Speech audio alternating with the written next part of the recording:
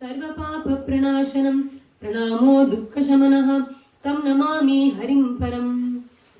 श्री हरये नमः। श्री हरये नमः। श्री हरये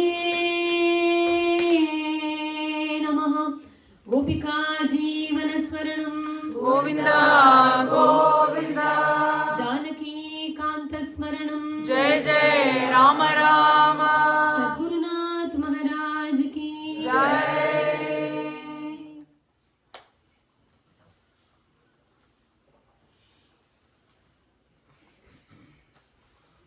By the benign grace of Lord Sri Hari, our very beloved Sri Madhuri Sakhi Sameta Premikavarada Thakurji, and by the immense kripa of our Sadguru Maharaj, His Holiness Maharanyam Sri Muralidhara Swamiji, a very beautiful, cold evening for all of us, but a very fortunate one, where we all have a chance to come together in the name of God, in the name of Bhagwan. In Srimad Bhagavatam, our Prahalada Swami gives us the lakshanas of bhakti. He says what it consists of, devotion. And he gives Nava Lakshanas, Nava Vidha Bhakti. He starts by telling Katha Shravanam. Shravanam, Kirtanam, Vishnoho, Smaranam, Padasevanam, Archanam, Vandanam, Dasyam, Sakyam, Atmanivedanam. So he says these are the 9 types of bhakti. They are not steps. It's not like one after the other. But kind of it so happens that it can also be treated as steps. But not necessarily. Because if the moment we say they are steps, that means it is true that Atma Nivedanam is the final destination. That is the final Lakshana. And Shravanam is certainly one of the first steps. That's where it all begins. But all the other things in between are interchangeable. You can, listen to, you can do Kirtan for some time, you can do Smarana for some time, you can do Katha Shravanam for some time. There are no hard and fast rules about this. That's the beauty of it. But when he starts by telling Shravanam. So Katha Shravanam is the first step according to Prahalada Swami. But what we have to realize is, Prahalada Swami is already giving us an advanced course in devotion. When he says Shravanam Kirtanam Vishnoho, he assumes a few things ahead. Because Shravanam cannot happen as the first step. It's not easy. Today we are all here, is it not? For 100 different reasons. We could be here purely for listening to Katha, because we have a taste for it already. Or for some of us, it could be the first time that you've ever come to some Katha like this. You never had a chance to actually listen to a Katha or be in a Satsang. We have not heard those words. Or we have gone to temples, we know about shlokas, we know about Mahatmas, we know there are gurus and all, but we might not be aware of Satsang or Katha. So we could have, many shades of people who are here for different reasons. But the fact is, the very point that we are here for Shravanam, the very fact that we are here for Shravanam means that we are already somewhere up in the ladder of Bhakti.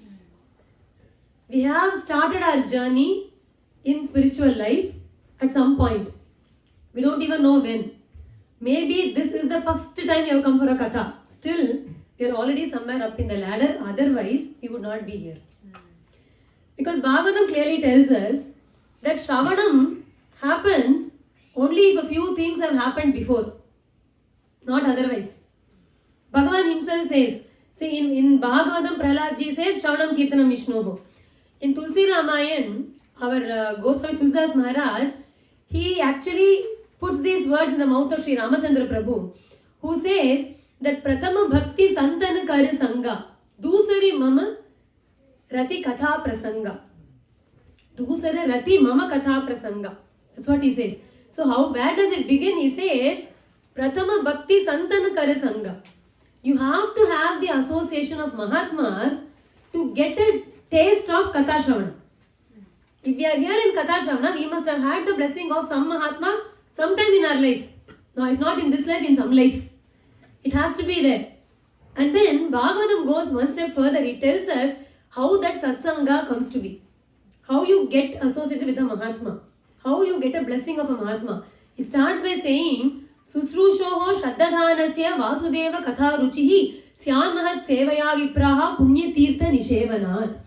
It says, Susrushoho Shraddadhanasya Vasudeva Katha Ruchihi Mahat Sevaya Vipraha, where Punya Tirtha Nishevanat. It takes us step by step, lowering the ladder, telling us where we started.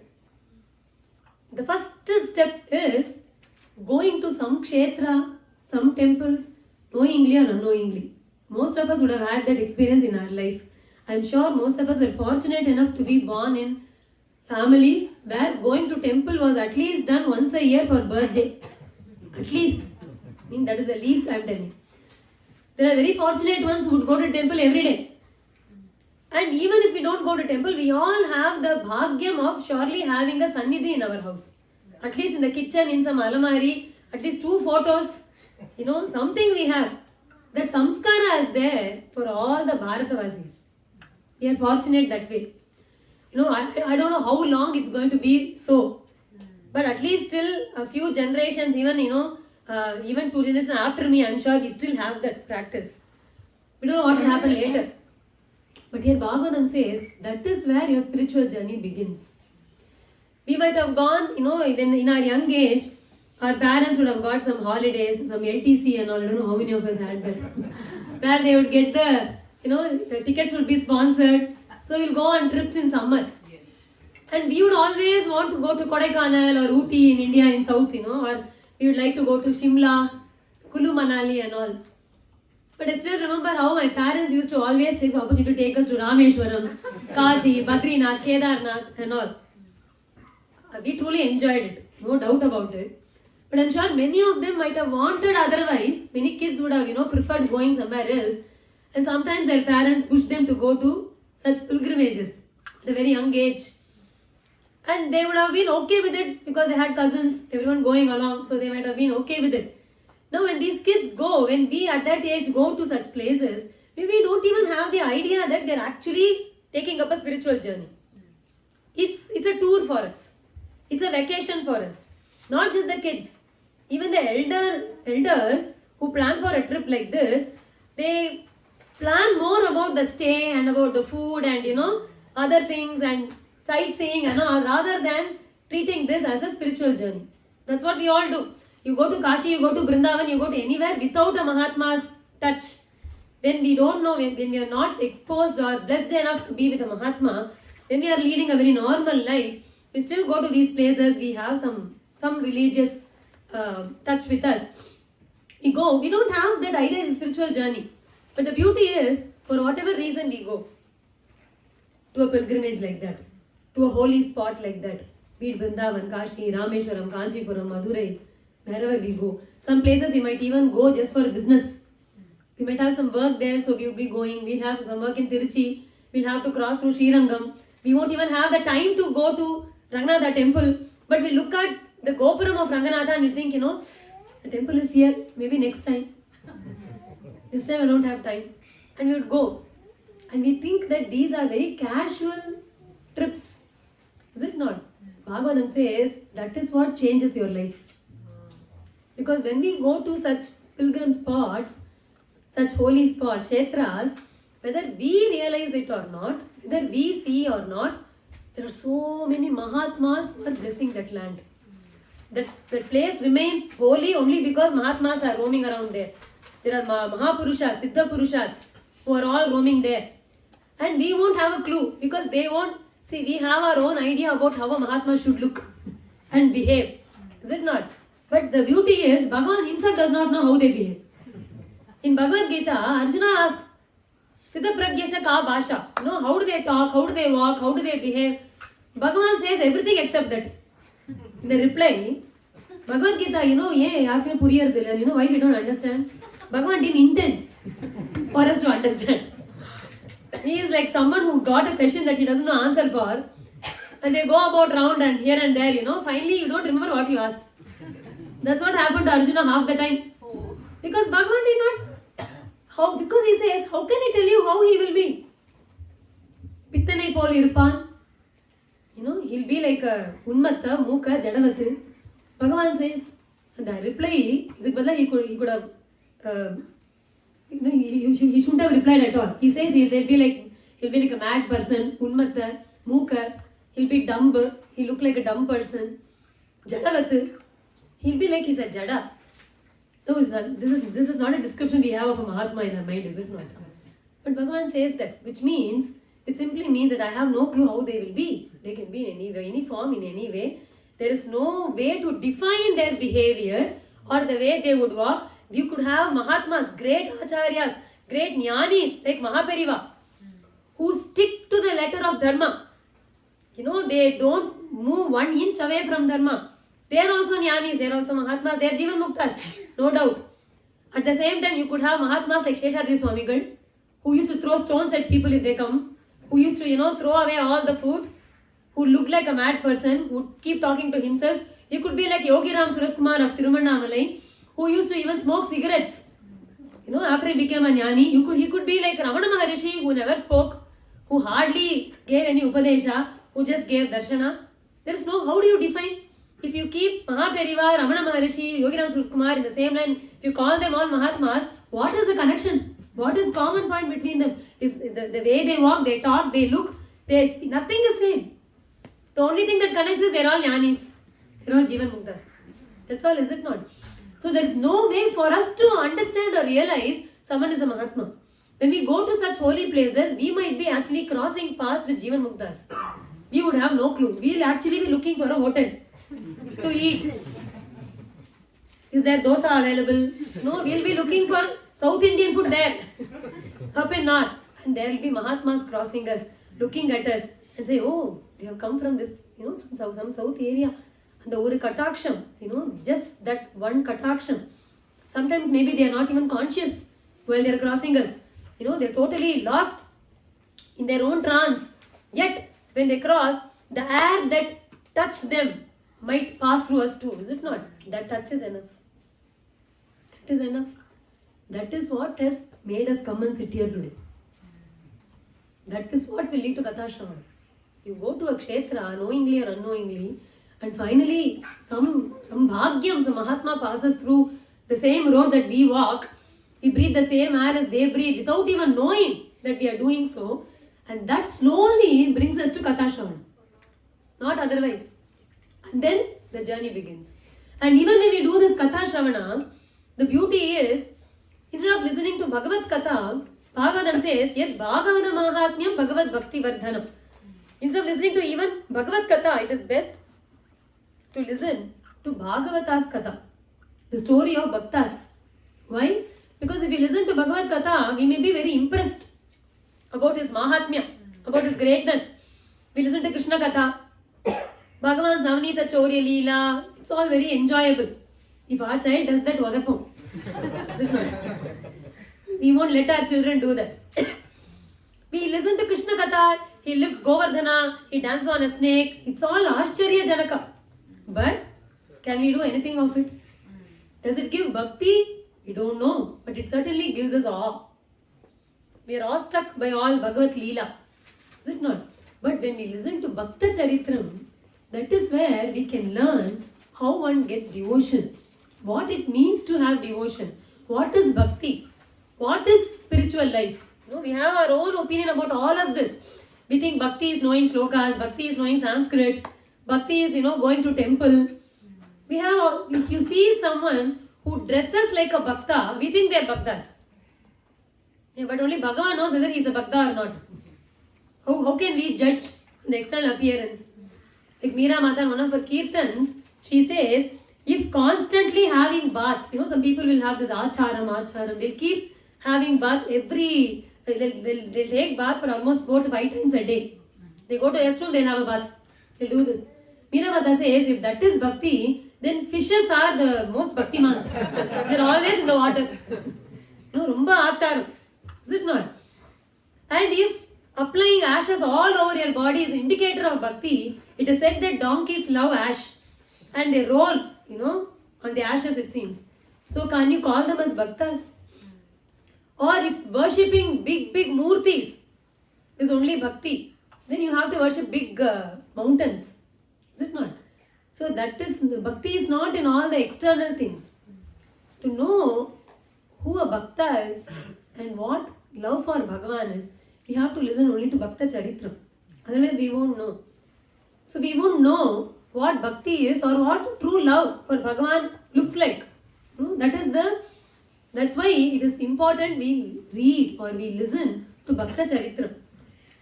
Only when we listen to some charitras like Meera Mata, or like today we are going to listen to Thyagaraja Swami's charitra, we will see that how they connect to Bhagavan. We all, like I said, we all have a small murti or some small puja room in our house, right? But how many of us actually connect to the Bhagavan in our puja room? We somehow have more faith in Bhagavan in temple than in the puja room. But in the puja room, it is more like a practice, more like a tradition that we have. We don't sit there and we don't cry to Bhagavan there to give darshan, is it not? We don't even think that's possible. But imagine, Meera Mata never went anywhere. The temple she had was her own Krishna's temple. She had a Kutti Krishna, she was having it in her own bedroom. In her room, she was only fondling him there. And she didn't want to go anywhere. But since others wanted her satsang, she didn't want any satsang anywhere. But others needed her satsang. Rana built a temple so that people could come and gain something from her. Otherwise, she says, Apne mandir mein baith kar Gita Bhagavat vaachungi. Gita Bhagavat vaachungi.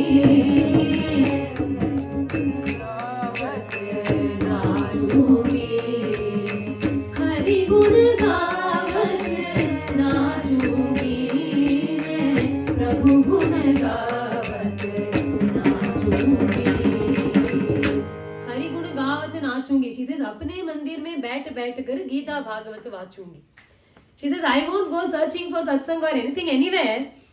I will sit in my house, in my Krishna's mandir, and I will read Bhagavatam, I will read Gita. Because where else will I find more bhaktas? Where can I get such sadhu company? Is it not? Because if I open Bhagavatam, Uddhava Uvacha, Dhruva Uvacha, Prahalada Uvacha, we have all the bhaktas there. Can we find a better bhakta than Prahalada, Narada, Dhruva, Ambarisha? Can we go in search of them in this world? No, no. Or I'll take Bhagavad Gita, Bhagavan Uvacha. I'll talk with Bhagavan. Why do I need to sit and talk with people? See, our Guru Maharaj would beautifully say, if you go to a satsang, place where you hope to gain something spiritual, that is satsang. If you go to a satsang, it should be a satsang which is, which is in such a way that it improves your spiritual percentage, quotient. If you have some, say we have 1% bhakti, it should become 1.1 at least. It should not become 0. That is very important. We come to, see, a gathering alone, number of people crowding will not make it a satsang. There should be Sat Vishaya there, Sadhu Vishaya there. Is it not? There should be something about Bhagavan. As a matter of fact, Bhagavatam says, only that place is a satsang where there is talk only of Bhagavan. And how should it be? Gramya Katha Vighataha. Yatrottama Shloka. He says, wherever there is Bhagavad Katha, which is devoid of anything worldly. Even if we talk Bhagavad Katha, you have a speaker who's going to speak about Bhagavan. But while they are speaking, if they talk about things that are worldly, that is bringing your mind back to the world, then that is not a satsang. Because such things can be, some people will say, I went to that satsang, oh, it was so funny. You would wonder, why would you have to go to a satsang like that? You could even go for a comedy show if it has to be funny, is it not? So that is not the purpose. When you go to a satsang, it should elevate our mind where it thinks only of Bhagavan. Only then it is of some use. Is it not? So she says, if Meera Mata has to go to a satsang where it has to elevate her spiritual quotient, it's not possible, no. Only if others come to her, they'll feel elevated because of her sangha. That's possible. So she was in her own mandir. People came to her for her sangam, but she never went anywhere. Is it not? She had a little Giridhari. She spoke, she danced, she sang, everything for him. There is nothing. Her Thyagaraja Swami charitra also, if you look at it, he had a Kutti Ramar. Even today, if you go to Thanjavur, they have in their house, you can still see the Rama, Pattadi Rama, that was worshipped by our Thyagaraja Swami. He's so small. All of them. It's a Panchayat Murti. They're all very small. Kutti, totally. And just imagine, his entire life was with that Rama. He had no other life.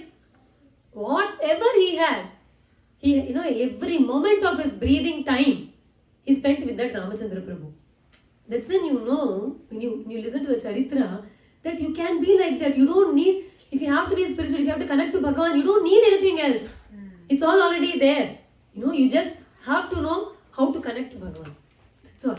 And that's what we can learn when we come to these charitras, when we listen to Thyagaraja Swami charitra or Meera Mata charitra, even in Bhagavatam when we listen to Dhruva charitra and all, that is what we see. You don't have to be very old to be spiritual. Typically we all think that we have to have there's a retirement age that we feel is the right age for spiritual life. Is it not? But Dhruva, our Prahalada Swami says, the right age for entering spiritual journey is 5 years. When you are 5 years old. And he says that is too late. Because he started his journey when he was in his mother's womb. So for him, 5 years is too late. It should start much earlier. I think we should be fortunate to have such parents. If you are fortunate to have such parents, you could have started your journey while you are in the mother's womb itself. It's not impossible. So he had that fortune, so he says that when we listen to all this charitra, we get the idea about how to connect with Bhagavan. That's the beauty. And how simple it is. All these Mahatmas, that too in Kali Yuga specifically, they showed us this very simple path of Bhagavata Dharma, of Bhakti. That's all. All they said was, love Bhagavan as you would love the things of the world. Prahalada, he praised Bhagavan, saying that whatever attachment I have for the world and all the worldly things, may I have all that attachment combined at the feet of Krishna. That's all I want. That is my prayer, he says. That's what they teach us. How to have that love for Bhagavan. How do you develop that love? And how easy it is to connect to Bhagavan through Nama Sankirtana. Take all these Mahatmas. That's what they did, na? Annai Meera Sindra Validave Arumai Guruvum Cheppu Molidave Annai Meera Sindra Validave Arumai Guruvum Cheppu Molidave Unam Idai Kaduva Vidade Kariyil Padiyil Amadinarame Karunam Idai Kaduva Vidade Kariyil Padiyil Amadinarame Karyam Ullore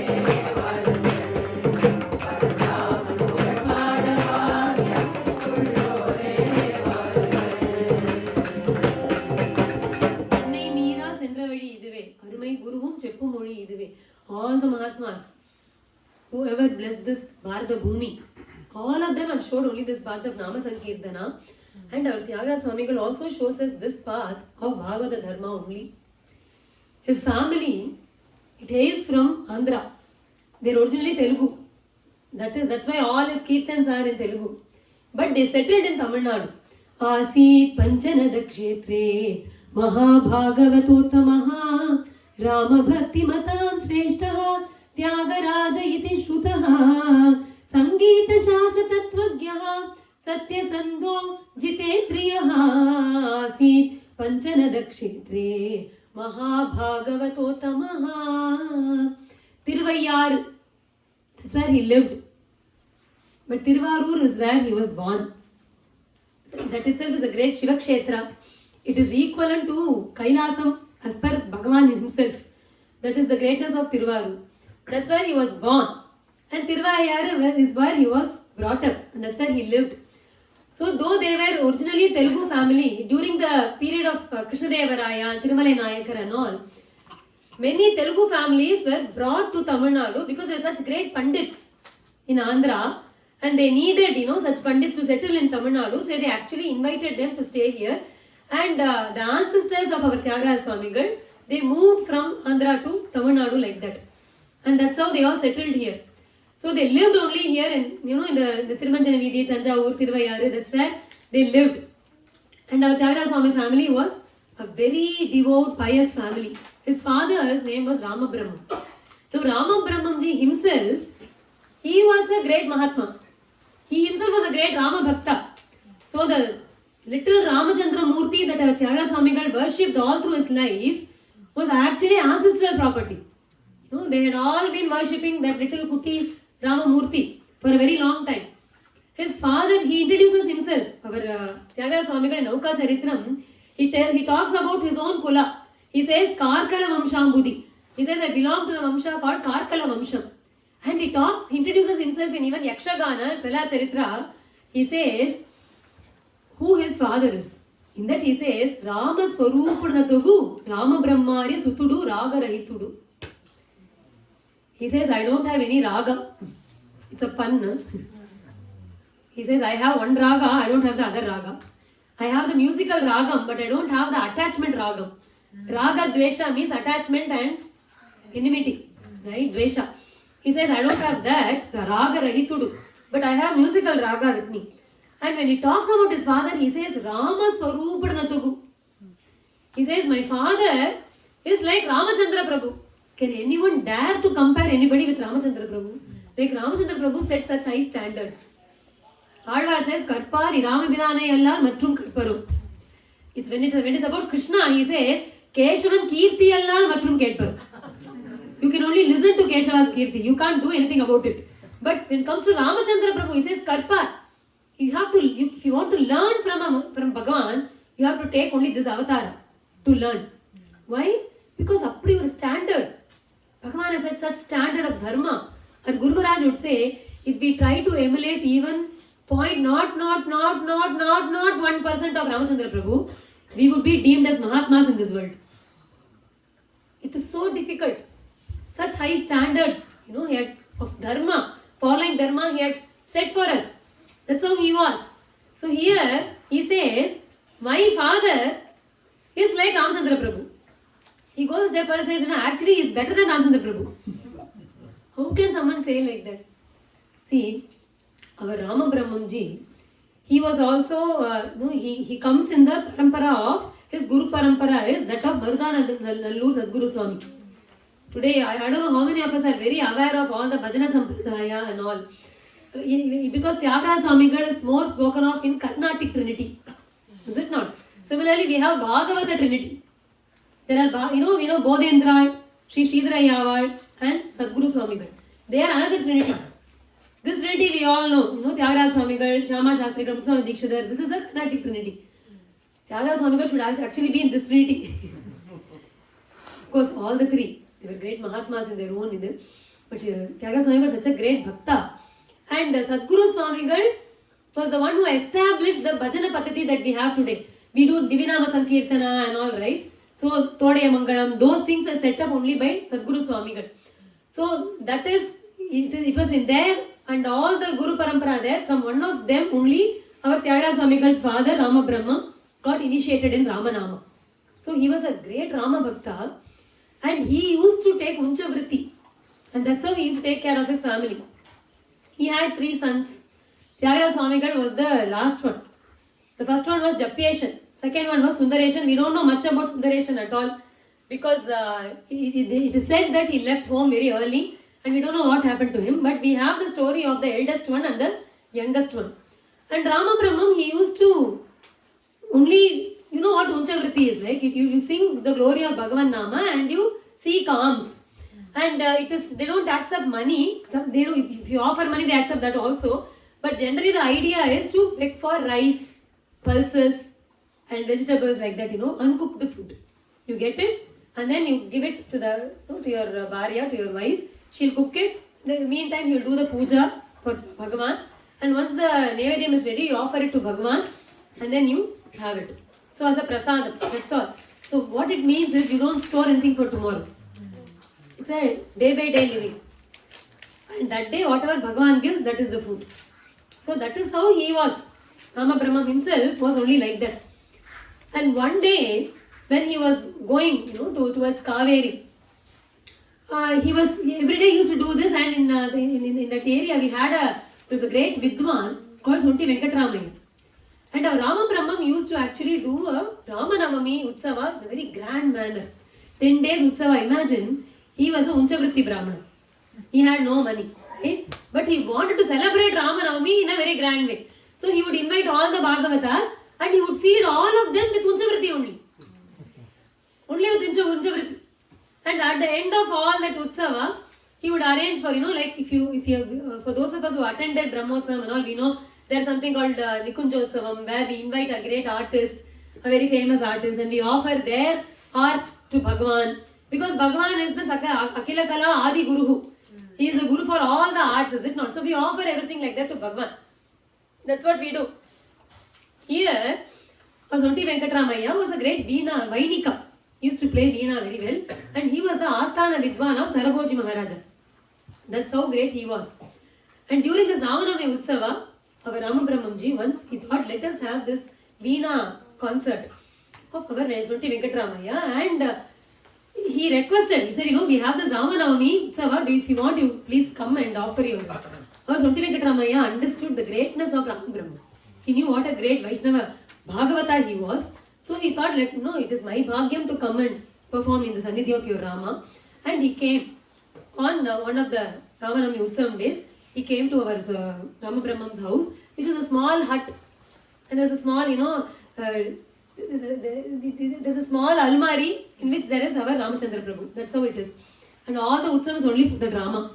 And Sonti Venkatramaya, he had brought his Veena and he was playing this Veena. It was a beautiful concert. People are all enjoying it. Suddenly it started raining cats and dogs. It was raining so badly. The house was not in such a great condition. It started leaking everywhere. And exactly where our Sonti Venkatramaya was playing, it was, pouring there. So he couldn't sit there. Finally, our Rama Brahmam arranged for him to sit in a place where the only place where there was no water leaking. And the others were all holding to umbrella, whatever, and they were trying to adjust and be there. Sonti Venkatramaya, in spite of all these difficulties, he finished his concert, he offered it to Ramachandra Prabhu, and he left. And after 10 days Utsava, when he went to the Darbar, Sarabhoji Maharaja asked, on Ramanavami day, you were not here. Where were you? He said, there is this great Bhagavata, he's living right here, and he's called Rama Brahmam. He had a Ramanavami Utsava, so I went to play Veena there. I said, oh, is it? So if he's such a great Bhagavata, should we offer him something? Because he's a king. They do, patronize like that. So he asked, should we do something like that? Immediately I was Sonti Venkatramaya said, see, when I went to that concert there, their house was such a bad state. So if we can do something out, it will be nice. The king immediately, he didn't even think for a second. He knew he had a bangla, he had a palatial house, somewhere near they say in Tiruvanjana Vidhi. Here he said, he just gave the documents, he said, write it off to this Rama Brahma. He called his minister, he gave the palace, he gave the key. He said, you please ask Rama Brahmam to come and collect it from here. I'm about to give him this samman. And Sonti Venkatramaya said, that won't happen. If I call him here to the kingdom, he won't come. He won't accept anything. He will say that I am working in the king, I am the servant in the kingdom of Ramchandra Prabhu. So he won't come. He said, in that case, you give it to him. You persuade him and give it to him. So Sonti Venkatramaya took all the documents, he took the key. He went to Rama Brahmam's house. He was very elated. He said, I had a conversation with our king and he offered this house to you. Sonti Venkatramaya, when he offered it, our Rama Brahmam did not refuse. He took it as Rama Prasadam. He took the whole thing because he knew that Sonti Venkatramaya would compel him anyway. He took it in his hand. He kept it in Rama Sannidhi under the little Ramachandra Prabhu there behind him. He totally forgot. See, someone gives you a new house, a palatial house. Do you not want to go and at least see what it is? At least open the door and look. At least see where it is. Or chinna curiosity will have, no? Nothing. He just kept the document there. He totally forgot he had a house like that. And then one day, when he was walking towards this Kaveri to have a snana, he saw that one whole family was on the street. They were crying and weeping, and the children were all, weeping. The man of the family was completely broken. And Rama Brahmam, who does not interfere with these things, he saw the state of them. He asked, what happened? Why is all your things outside your house? What is happening?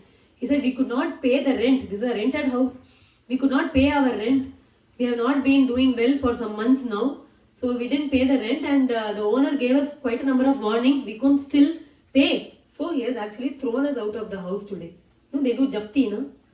So every saman is out. They are out. Say, and he is crying and saying, I don't know, I don't even mind going without food for a few days. But I have this Bhagavan with me. We do Aradhana every day somehow. I don't know where I will do Aradhana today. Immediately Rama Brahmam remembered that house, which was given to him months ago, which he didn't even go and look at. He said, you just wait for a moment. And he went to his house, he got the keys, he got the documents. He came, he said, come with me. And this is the first time he is going to the house. It's a palatial house. He gives the key, he opens it, he says, you please live here. And that family man, he said, are you joking? Did you see the house which I was thrown out from? I could not afford that house. How can I afford this house? I cannot pay any rent. Rama Brahman said, I didn't ask you for any rent. See, then what is this? He said, somebody gave me, I am giving it to you, you have the house. And he just gave the house. Why? Mainly because he had no intention of leaving that little hut where he had done Ramanavami all these years. He has done so many utsavas there, he has done so much of Ramayana, Parayana there, so much of Nama Kirtana there, he had no idea of giving up that house. Whatever, I'm going to be there. I'll patch it up, but I'll be there. So much of Sanidhya every day, if you sit and read Bhagavatam in your house becomes a temple. Every day you read Ramayana, Sundarakanta, it becomes a temple. No, we have to realize it. The problem lies in the fact that we don't realize it. No, it is a fact. If you read any grantham like that, it brings Bhagavad Sanidhya. What is Kovil? What is temple? Bhagavad Sanidhya, na? Otherwise even that stone was some stone somewhere. Why did it become Bhagavan? You have infused Sanidhyam into it. Is it not? That Sanidhya will come wherever you chant Bhagavan Nama, wherever you read Bhagavatam, wherever you read chant slokas. That Sanidhya will come there. That's the beauty. And he didn't want to give up that house because he felt, so much of Sanidhya, Bhagavad Sanidhya is there. Why would I give up? You have this house. This is yours. Tyagaraja Swami quotes this incident. And he says, now you tell me who is great. Ramachandra Prabhu or my father? Why? Ramachandra Prabhu gave up his kingdom. He's asking, did he give up his kingdom on his own? No. His father threw him out. If his father actually promised to Kaikeyi Mata, so he was compelled to keep a promise, so he had to live. He had no intention of leaving Ayodhya. Bhagavan, as a matter of fact, was very, very ready to be coronated. You should read that part in Ramayana, in Valmiki Ramayana, where Bhagavan is so excited about it. He's talking to Sita Mata. He says, wait here, I'll go there. They'll invite me, then they will call you. You'll be there with me. We'll be calling together. He's extremely excited about it. He wants to be a king. He wants to rule with Dharma. He wants to show that Dharma to the world. That's why even later when Bharata comes, he says, now I didn't come here because I chose to. I didn't choose to come. So you're calling me as if I have come out, some people will get angry with people in their house and they leave the house. Rama said, I didn't leave like that. I didn't want to leave. I had to leave. I was compelled to leave. Bharata, I'll come back. I'll accept the kingdom. That's what Bhagavan wanted to do. Is it not? So Tyagaraja Swami says, Bhagavan did not leave the kingdom on his own. Right? He was compelled to give. And to whom did he give? He gave it to his brother, no? Not to somebody else. It was very much within the family. And he very well knew he will get it back. He says, you know what my father did? For my father, that palace was Ayodhya. For our status, that palace itself was Ayodhya, like Ayodhya. My father gave it away, nobody compelled him. Nobody forced him. He gave it away on his own, that too to some stranger. 2 days later, if that fellow walks across a Rama Brahman, he would not even recognize him. He had never seen him before. He never bothered to go and look at him again. Nothing. He just gave it away. So he says, my father is better than Rama. He is greater than Rama. That is Vairagya Raga Rasikaha Bhava Bhakti Nishtaha, says Bhagavad Maharanyam. You have to have the attachment to Vairagya. Vairagya Raga.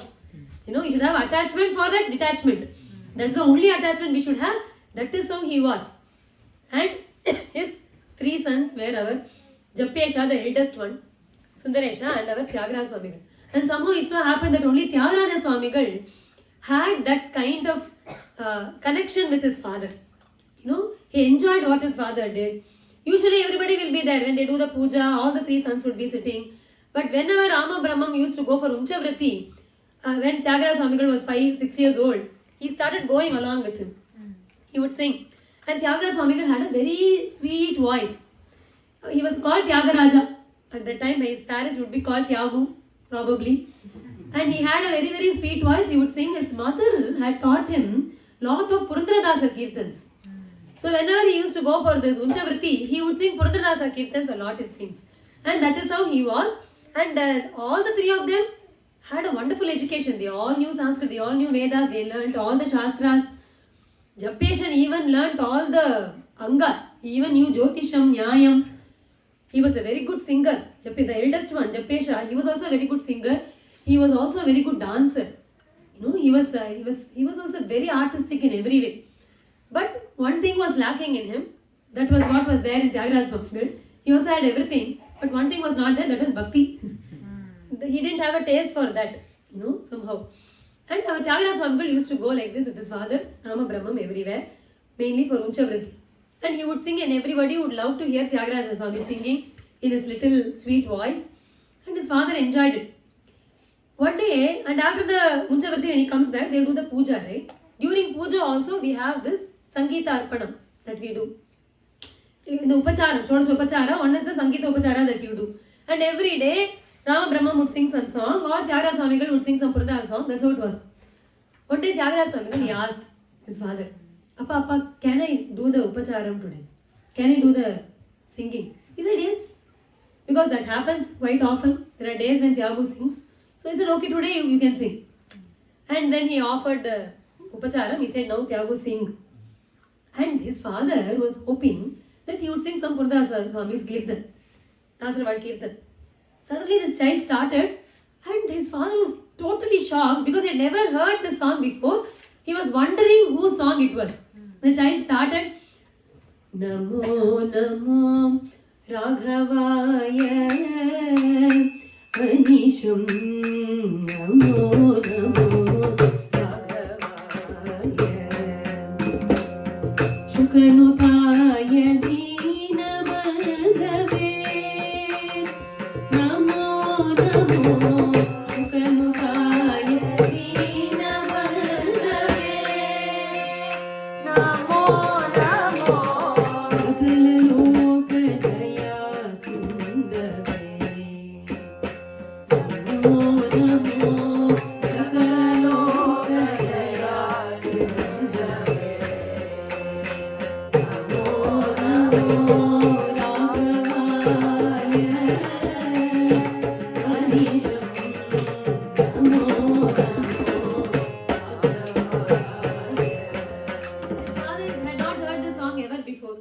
So he was wondering whose song it is. Usually when you sing a song, there is always a mudra, no? At the end of it, you would know whose song it is. If you sing a abang, it will say Tukamane, Namamane, which means it's Namadevji's or Tukaram Baba's or Jnanamane, you know, it is Jnaneshwar Maharaj. You will have that. If it is Meera Mata, Meera Ke Prabhu Giridhara Nagar, Kehat Kabira, Tulsidas, you know, Kahe Kar Jodi. Always you have, no, this Eka Janardana. Jani Mane, every poet has that, every Bhagavata has that mudra. Our Guru Maharaj would say Muralidharan, Murali, you'll get that. There are a few kirtans without that also. But mostly we'll have, is it not? So he was hoping to figure out whose song this was. Because it was so beautiful, a very rare one, and very differently composed. Right? So his father was waiting, and he couldn't figure. Nija sevaka kalpa tarave Namo Namo Nija sevaka kalpa tarave Namo Namo Ajarudradi amara sudurave Namo Namo Ajarudradi amara sudurave Namo Namo Bhagavaya Namo Namo Bhagavaya Nagaraja Palanaya Namo Namo Nagaraja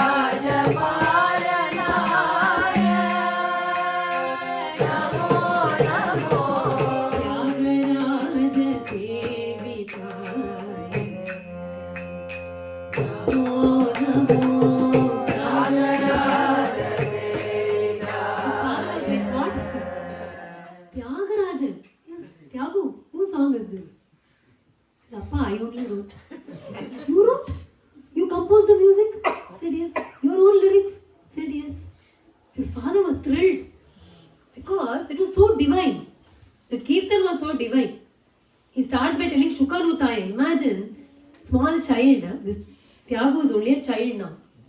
And his knowledge of Bhagavatam is visible in the very first verse. It is supposed to be the first composition of Thyagaraja Swami. Right? It is like a Namavali. Shukanutaya Dina Bandhave, Sakala Loka Daya Sindhave, Ajarudradi, Amara Sugurave, Nija Bhakta Kalpatarave, all like Kutti poem. That's how he has written. In that he says Shukanutaya Dina Bandhave. Who? Shukacharya is a world-renowned Krishna Bhakta. And Thyagaraja Swami boldly starts by telling Shukanutaya Dina Bandhave Raghavaya. Raghava, you were worshipped by Shukacharya. Why? Because in Bhagavatam, though Shukacharya is primarily only a Krishna Bhakta, he tells Ramayana in 2 chapters. Just 2 chapters. Full Ramayana. It's a very beautiful Ramayana. For Bhaktas, it will be a very soothing Ramayana. Because it is a Ramayana where after Ramachandra Prabhu kills Ravana, in Valmiki Ramayana if you see, after Bhagavan wins over Ravana, Bhagavan does not rush to see Sita Mata. In Valmiki Ramayana. He's there where he is. He sends Vibhishana. He says, go and tell Sita Mata to have a good bath, clean herself, deck herself well and then come. He says all that. But in Bhagavata Ramayana where Shukacharya tells in Bhagavatam, Ramachandra Prabhu runs to see Sita Mata the way she is. He sees how she has suffered. So that is the Ramayana we want to read. Is it not? And at the end of that Ramayana, Shukacharya boldly claims Nirasta Samya Atishaya. Adhika Samya Vimukta Dhamna. That is the exact verse in that Ramayana of Bhagavatam. He says there is no avatara that is either equal or greater than this Rama avatara. See, all the Rama Bhaktas caught that point. Shukacharya, who is a Krishna Bhakta, has told that Rama avatara is the greatest. So it has to be the greatest. So everybody will do that. Even in Thodaya Mangalam we have, when you start itself, Jaya Janaki Ramana. That's what we sing in that also. Shuka Muni Stuti Patra Subhagarija Charitra Magara Kundala Kana Neka Samavara Jaya Shuka Muni Stuti Patra. So all the bhaktas will catch hold of that. And Thyagaraja Swami knew so much of Bhagavatam that he sings Shukanutaya Dina Bandhave Namo Namo Sakala Lokadaya Sindhave. His father was very, very happy. He immediately took this composition. He took Thyagaraja Swami with him and he went to Sonti Venkatramaya. And he said, my child has composed a song. Do you want to listen? Because I don't have that kind of knowledge, the jnana. So you would be able to tell me if it is all really good or not. And when he heard this song, Sonti Venkatramaya was like thrilled. He said, can I be his guru? No, that is how a Shishya should be. See, imagine, if he had not been the guru of Thyagaraja Swami, today we would not even know his name. No? He was supposedly a very famous singer during his times. But you would have not heard of him at all. We know his name today because he became the guru of Thyagaraja Swami. Otherwise we would not know, no? Guru Prakashe Dhiman. Like our Swami Vivekananda, whose birthday was yesterday. If you tell somebody Ramakrishna Paramahamsa, they won't know. He says, Swami Vivekananda, yes, his guru. That's how we connect, no? Such are great Mahatmas who we may not know Alavandar. Of course, today all the Vaishnavas know Alavandar, but that's because of Ramanujacharya. Is it not? That is, Alavandar himself was a great Jnani. He was a great Mahatma. But the added boon was our Yatiraja's guru. That's what it is. Similarly, Thyagaraja Swami's song, his jnana, Sangita jnana was so great. Sonti Venkatramaya said, I want to teach him. You please make me his guru. His father was very happy. He said, that's what I wanted to ask. I was not sure if he was fit enough to be your Sishya. He said, I am not sure if I am fit enough to be his guru. I am going to try. And he started teaching him Sangeetam proper. He started learning music in a proper way. The Paddhati, in traditional way. And after some time he had learned everything. Sonti Venkatramaya said, I cannot teach anything more. This is how much I know. That's how quickly he learned and how great he was. Thyagaraja Swami was. Finally he said, if you have to know, but I see that you are capable of more music, more divine music. So he gave the Upadesha of Narada mantra to our Tyagu at young age. And Thyagaraja Swami started chanting that Narada mantra, and Narada Maharishi became Pratyaksham for him. And he gave a beautiful grantha called Swararnava.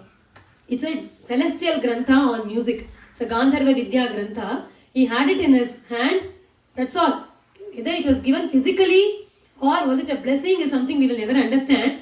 But that was the text that he got, and he got the knowledge from the Swararnava. And that is why even today, if you look at the Kirtans of Thyagaraja Swami, it will be very unique, the ragas.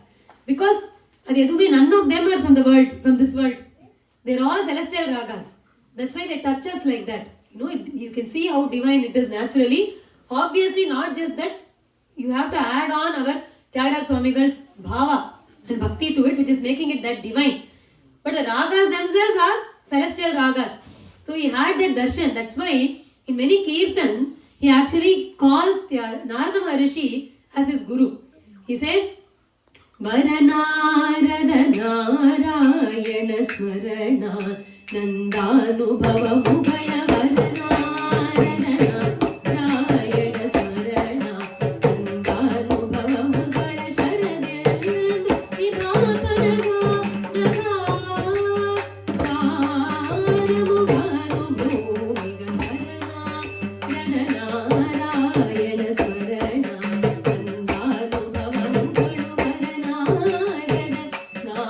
Narayana Smarana. He said Varanarada. In Narada Sadguru, he has many kirtans, he has mentioned Narada as his guru directly. Why? Mainly because he was instructed in Narada mantra. He had the vision of Narada Swami, and Narada ji only initiated him in this divine journey of music. That is one reason. The other reason is our Tyagaraja Swami is considered to be the avatar of Valmiki Maharishi. Just like we see, many Mahatmas, we say that Naradji himself came as Purandaradasa. Uddhava himself came as Namadwaar. Is it not? Similarly, Valmiki Maharishi himself came as Sri Tyagaraja Swami. And for Valmiki Maharishi, Narada Maharishi was the guru. Is it not? It was Narada Maharishi who initiated him in Ramanama. It was Narada Maharishi who made him write Ramayana. So he was his guru. And since Tyagaraja Swami is an amsha of Valmiki Maharishi, he considers himself, Narada Maharishi as his guru. And that's how he says every time. And now that he knows all these kirtans, he's composing a lot of them, he's going along with his father in Unchavritti. And meanwhile, Japesha has attained the age to be married, and he's married to a very Anukula Patni for him, who was very Anukula for him. And but they were still in the same house. It was a joint family as always. And Japesha was still not earning. Rama Brahman was only taking care of the family of Japesha also through Unchavritti. That's how it was. And one day, after Unchavritti, when Rama Brahman came back with Tyagu, he felt very weak. And he gave the Unchavritti rice and all, raw rice to his wife. And he said, somehow I don't feel very well. And he just, even before doing the puja, he was just lying down. And he knew that he was going to attain Bhagwan. So he called his kids, all the children, he called his wife, he told them clearly that, see, if I pass away, take me to the Kaveri Tira, and that's where you have to cremate me. He gives us instructions, and she cries, she says, don't say like that, you're just tired, right? He says, no, I am not tired. I know Rama is calling me, and I'll be leaving. When he said that, Tyagu started crying. He wept so badly, his father felt very bad. He called him and said, Tyagu, why are you crying like this? Is it because I have not left anything for you? I have not earned anything. All I have done all these days was only Unchavritti. So I have not stored anything for you. There is no treasure for you. No ancestral property. Nothing is there. Are you crying because of that? Tyagu said, no. So then why are you crying? No, all these days I have seen you chant Ramanama. And I have seen you do bhajan and Unchavritti, and I have seen the way you do puja for Rama. I have always felt that Appa, you have surely seen Rama in your life. I was very sure of that. I thought that you would show me Rama. But now if you go, who will show me Rama? How will I see him? when you do the puja, I see that you're talking to him. I don't seem to have that connection. I seem to only see that Murti there. I thought one day you will make me see Bhagavan there. Today if you leave, what will I do? Rama Brahman, he had this horripilation. He thought, Tyagu, I always knew you were different. But I didn't know that you had such thoughts in you. Immediately, while he was in his deathbed, he called his son, Tyagu, near him and he gave Upadesh of Ramanama. He said, Tyagu, keep chanting this Ramanama. Once you chant 100 crore Ramanama, Rama will come. If someone tells us that, we'll say, 100 crore Rama. Is it not? But Thyagaraja Swami will say, 100 crore, that's all? A finite number? If you can catch that infinity with a finite number, is that not great? Is that itself not compassion? He said, oh, that's all, just 100 crore, huh? I will do. He was very excited. And Rama Brahman passed away and all his wishes about his cremation were all fulfilled. And the family's burden was now on Japyesha. But after his father passed away, it was Tyagaraja Swami who was very eager for the 13 days rituals to be over. Because those 13 days, you don't do any puja, you don't go near Bhagavan. He was like, oh my God. He knew that after his father, only he would do. He had a very clear clue that Japyesha was not interested in this at all. Japyesha would not come near that. So he was very eager to do that. And after 13 days, rituals were all over. He was very happy. He went to, the Sannidhi and he was happy to do the puja. Because that is the Kuladana. Bhagavan, Tyagaraja Swami, one of the Kirtans, he says, Nivera Kuladhanam. What other dhanam do I need? You are my Kuladhana. Because for Bhagavatas, Jachivam Shi Kuladharma Rama Seva. Jachivam Shi Kuladharma Rama Seva. Jachivam Shi Maja Janma Dehareva.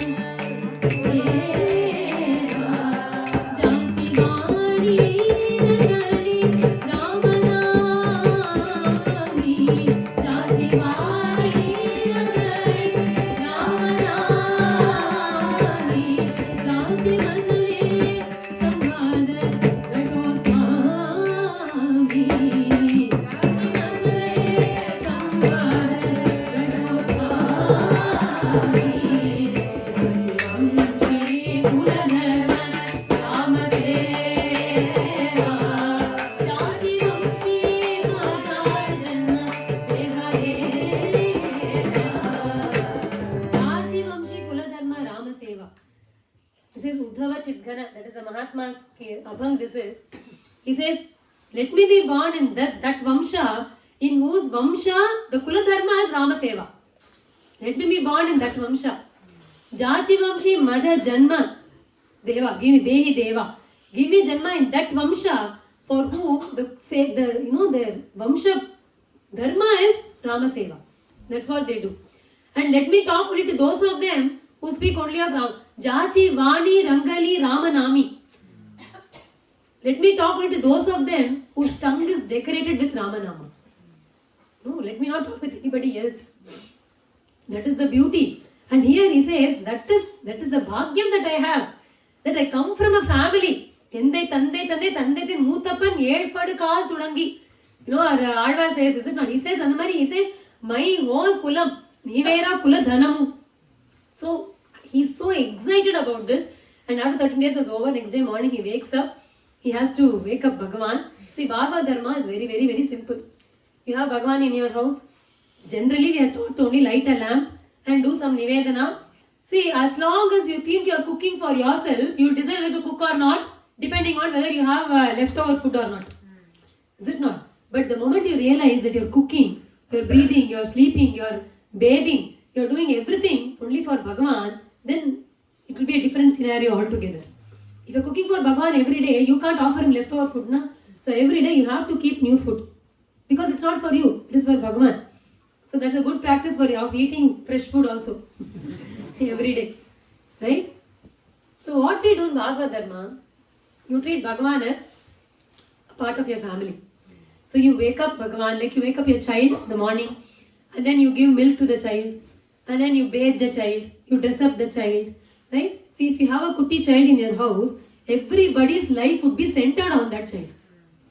Whether you go to a grocery shop, when you go to a grocery shop, whether you go to a friend's place, everything depends on when the child will wake up, when it would sleep, when it has to eat. Is it not? That becomes the center of our life. And if you can treat Bhagavan like that, he becomes center of your life. That's all. So Thyagaraja Swami, he has to wake up Bhagavan. Na? It's called Prabodhanam. So next day morning was very excited. He went. It's a kutti sala parai. And there's a small curtain there.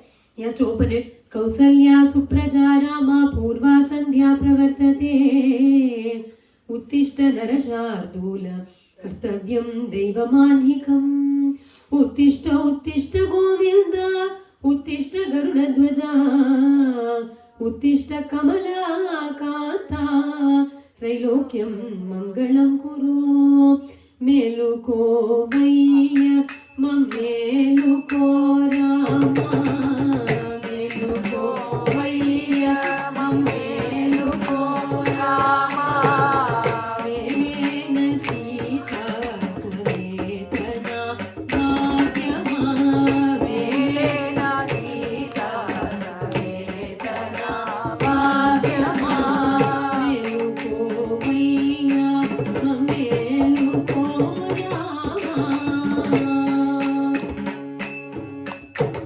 he is waking up Bhagavan with Prabodhanam.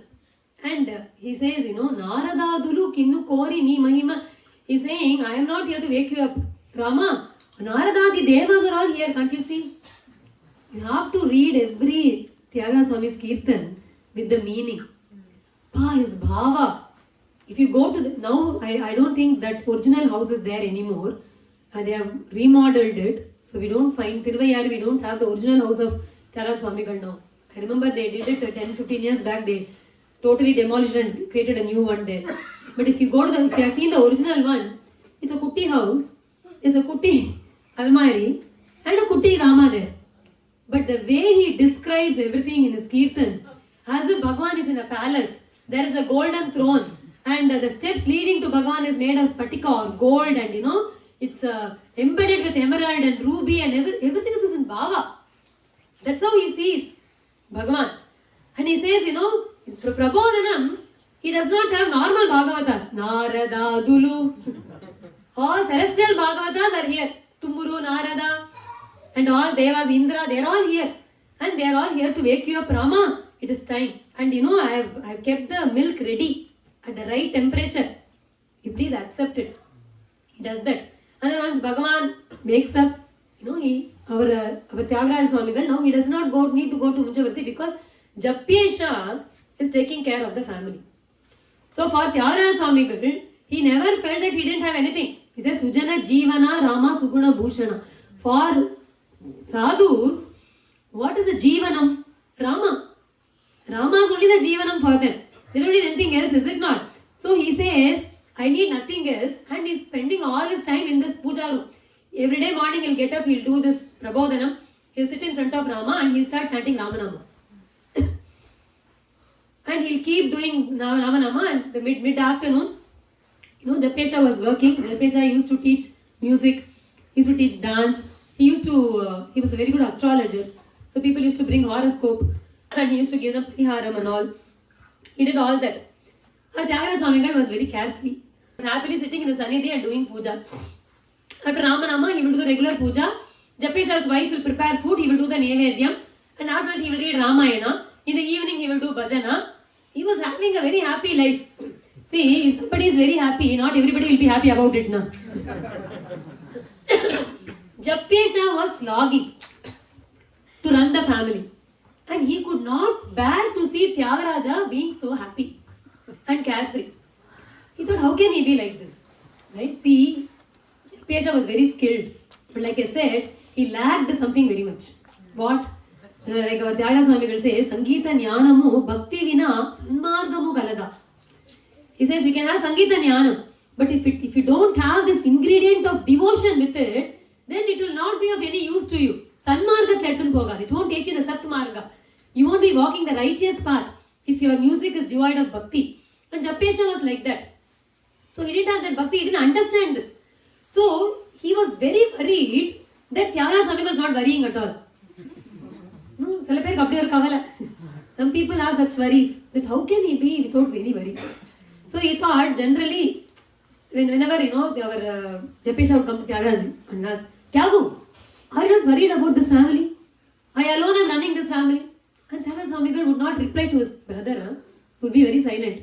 Then he will go to Rama and he will say, Ma kelara vicharamu, Ma kelara vicharamu, Marugana Sri Ramachandra, Ma kelara vicharamu. He says, Ma kelara vicharamu. No, he says, Jata Kurchi Nataka Sutramu. See, you are the puppeteer. Right? So we all think we have some kind of free will. Is it not? Tyagaraja Swami says, what free will we have, I don't know. Because you are the puppeteer. We are all puppet in your hands. So you are the one who are making all the movements. Is it not? I am thinking I am doing it. This is a story that most of the satsang people would know. Because we have shared it 100 times. But I don't mind sharing it any number of times. Once when we were, not in US, we were, me and another satsang brother, we had gone to Sydney. This was around 15-16 years ago. We were with a host, and the host had a 6-year-old child. And there used to be this desktop. You people remember? It's called desktop. And he used to play in that, some game. It was a game where one had to jump from one level to other, some game. He used to play that constantly. And from my room, you could always hear the child shouting. So whenever he wins, he'll be like, hey, and whenever he loses, he'll say, oh, no, and all that. So one day, we were very curious to know what he was doing, so we both went near him and we saw what he was playing. He was excitedly playing, and every time he, you operate with the up arrow and down arrow, side arrow and all that in the keyboard. And every time he was doing the up arrow, it has to jump up. You do a down and it has to go down. That's how it moves. And he was trying, and every time he felt he was shouting, he was crying and all, and then we were observing, then we figured that what he was pressing had nothing to do with what was happening on the screen. We were wondering why. Sometimes he was pressing up, but the little figure out there was going down. So we were wondering, then we realized the child was playing it in demo mode. The child had no clue that is demo mode. It was thinking that it was playing. Every time, coincidentally, the child's pressing and the demo matched. He seemed to be winning. And every time he did not match, he seemed to be losing. Right?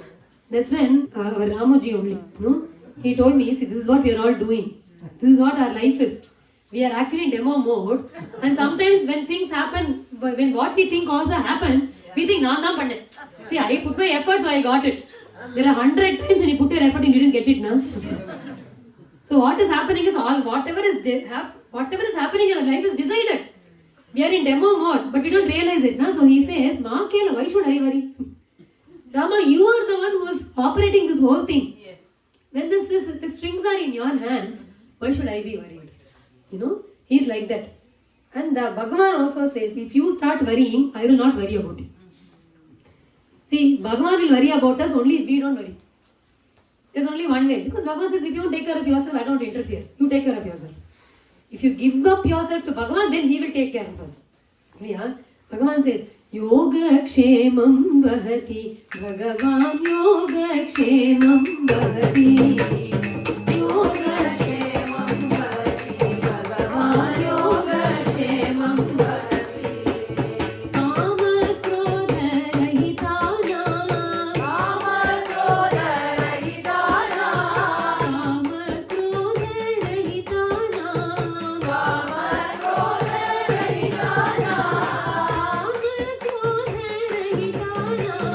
Kama Krodha Rahitana.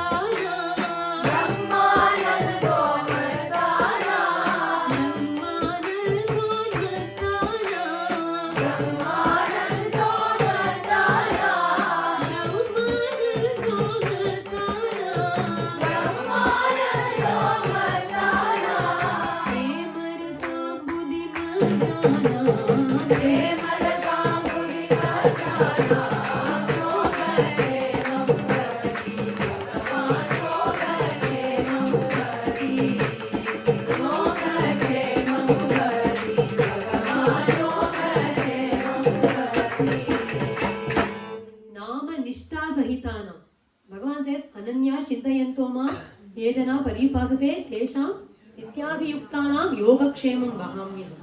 Is it not? Bhagavan says, if you trust me completely and lead your life thinking of me in my smarana, not whiling away your time. Bhagavan doesn't say, if you're lazy, I will help you. By merely telling that, oh, what, Bhagavan kail.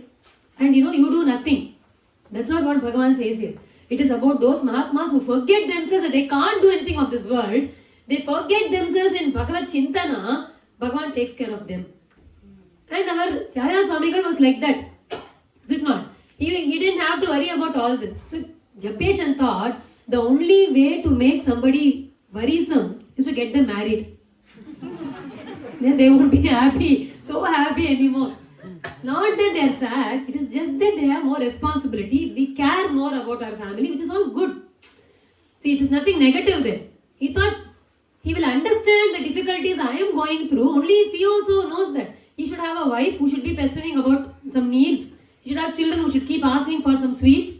Only then he will know that, I have to earn. Then he will not want to come to me and ask, Anna, can you give me money? My wife wants a saree. I want to buy this. Don't want to ask. So maybe he will start working. Because the whole problem for Japesha was that Thyagaraja Swami also could sing. Right? So he thought, I am taking so many classes. Why can't you take a few? I am doing dance class, Josiam, I am doing everything. Na? Why can't you share my burden?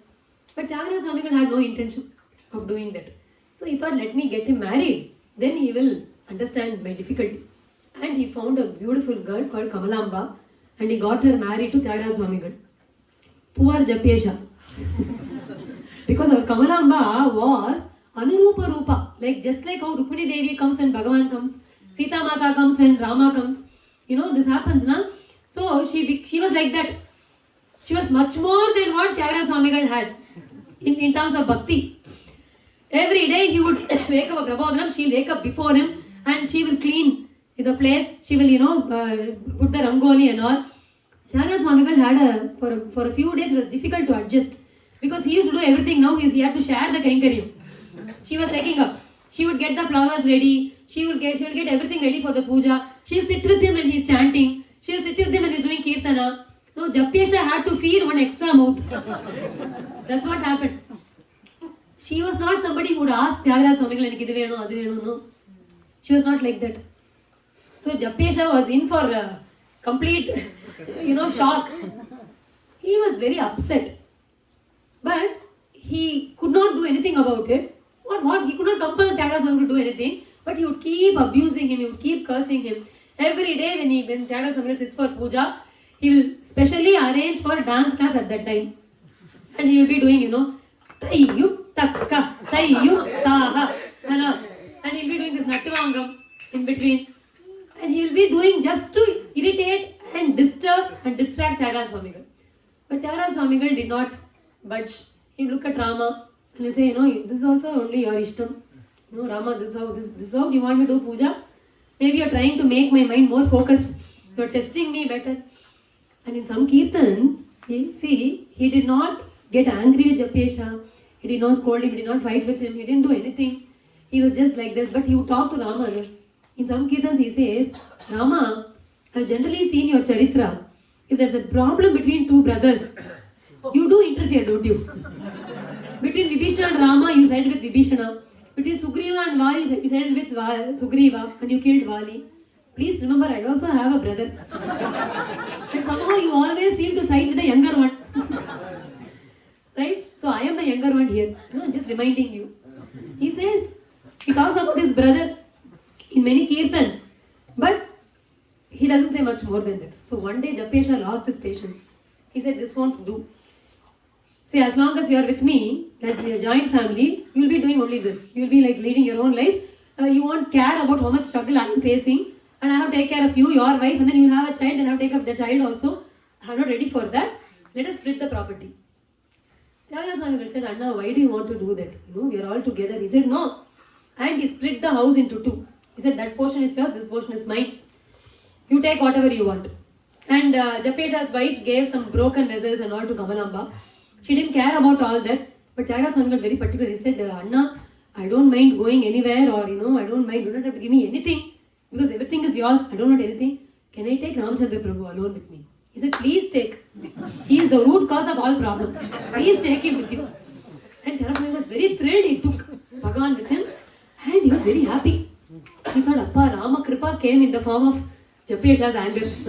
Finally, because Vibhishana knew all along that Ravana was on the path of adharma. He never left his side. Why? Because he knew that if he leaves his side, Ramchandra Prabhu may not accept him. So he waits for Ravana to kick him. And says, you go, get out of this place, go to Rama. Then he says, now I can go.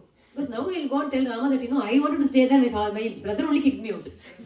So then he will accept, because in the case of Sugriva and Vali, Sugriva came to Bhagavan and he said, Vali is troubling me, you kill him. And Bhagavan killed him. After Bhagavan killed him, Sugriva tells, I told you to kill, you killed my brother.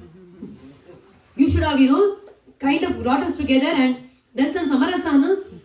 And Bhagavan said, Adapavi, you only told me to kill. Now you are telling like this. Next time some brothers come, I will not do this. So Vibhishana was very careful. He said, no, my brother only said. So I am obeying only his command. You please accept me. So here also Tyagaraja Swami said, I could not leave on my own. Thankfully, Rama, you went on the buddhi of Japesha. And he got angry and he sent me away. I am very happy and he came here. They had their own house. Now see, imagine. He has not earned all his life. Is it not? And today morning, suddenly they are splitting the house and he has to go and he has to do everything. Where will they go for food?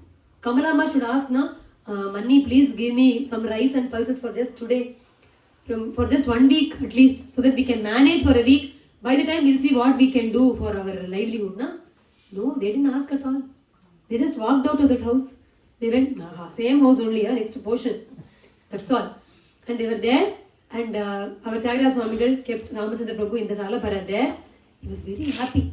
Because he thought, from now on, I can do bhajana without any disturbance. Nobody to question. And what will we do for food? What did my father do for food all these years? Before Japesha started teaching, what were they doing? Uncha vritti, na? So he said, let me also do Uncha vritti. And the next moment he took Uncha vritti, Akshaya Patra in his hand. And he said, Kamala, I will go and get Uncha vritti. And he started singing. And he did Uncha vritti. And imagine, people were always eager to hear Tyagaraja Swami's kirtans. So they gave him in abundance. And he came, he gave it to Kamalamba. Not one day did they suffer. If our wants are very less, needs are always only less. Is it not? But when our wants also become less, life becomes very easy. We don't have to go anywhere, do anything. And whatever we need, Bhagavan will give. That happens in the life of Bhagavatas always. Whatever they need or even want, in the case of Bhagavatas, even wants are fulfilled. It's a different issue. But everything is given by Bhagavan. But you should be clear that it will be taken away by him also. Only when you are ready for that, you can accept the gifts like that. You should be always conscious that it is all Bhagavan's. It will all go to Bhagavan. That's it, whenever he chooses. And Tyagaraja Swami was very happy. No mental tension at all, no stress at all. Japesha was very eager to know how they will, manage. And he saw this Uncha vritti, he thought, these people won't, they're incorrigible. You can't do anything about it. And Tyagaraja Swami, now that he was alone, all the Bhagavatas were coming to their house. Because till then Japesha would not allow anyone to come. He would get very angry, he would insult them. So people never came. Now Tyagaraja Swami, he didn't call anyone, But people just came to see him do the puja because he would be immersed in the kirtan whenever. Imagine today when we sing this Thyagaraja Swami kirtans, it is so full of bhava. How it would have been when he sang before his Rama. Is it not? He was like talking to him, singing to him. Just the words half the time, most of the time, we don't even understand the meaning of Thyagaraja Kirtis. Is it not? Someone should tell the meaning. Otherwise, we won't, even people who know Telugu may not really understand. But it does something when you listen to his kirtans. Why? Appadi divinity is there in those kirtans. Na? Imagine, so everyone wanted to be there and they all wanted to, be in the satsanga. That is how Thyagaraja Swami's kirtan reached everywhere. People learnt it by coming and sitting there in his satsang. He was not conducting a satsang. He was only doing puja for his Rama, but people were there bringing, can I offer a mala to Rama? Can I offer this bhakshanam to Rama today? They would bring everything for Rama. He would offer it all to Bhagavan and he would give it away, as prasadam to everybody. That's why he was doing puja everywhere.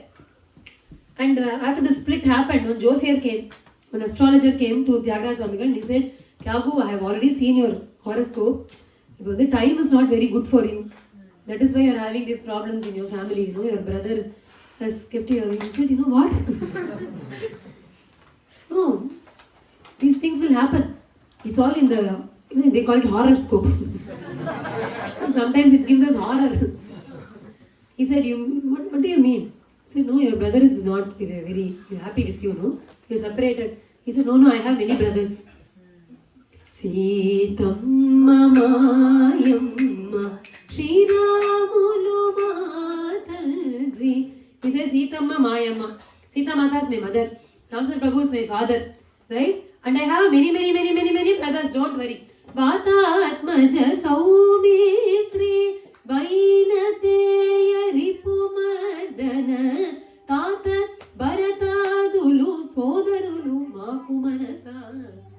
I have Vatatmaja, Saumitri, Bharata, Hanumanji, Lakshmanji, Bharata, Shatrugna, Vibhishana, Sugriva. Everybody is my brother. So you please don't worry about me. Is it not? See, many people believe in the strength of Graha more than the strength of Bhagavan's Anugraha.